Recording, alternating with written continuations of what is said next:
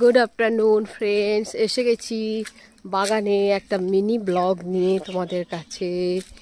আজকে আমি বাগানে এসে গেছি এঁচোড় কাটতে।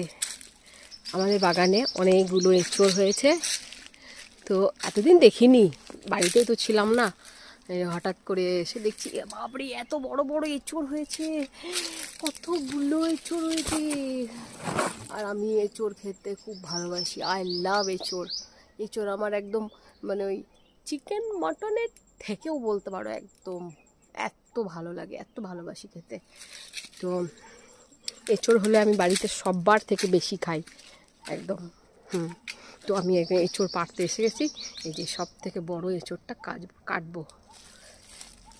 তো আমি এই দেখো একটা চাপড় নিয়ে এসেছি, কত বড়, এক ঝিং করে কেটে দেবো।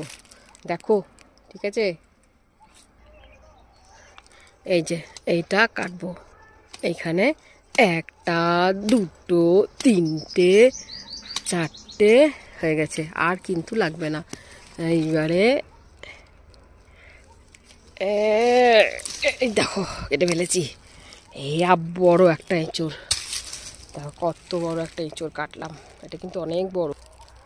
আর একটা কাটবো, এই যে এইটা কাটবো, এটা কাটবো। এটার জন্য আমাকে একটু হাতটা বাড়াতে হবে, অনেকটা উপরে আছে তো। এই দেখো দুটো এঁচোড় কেটে ফেলেছি। এবারে হবে এঁচোড়ের ডালনা।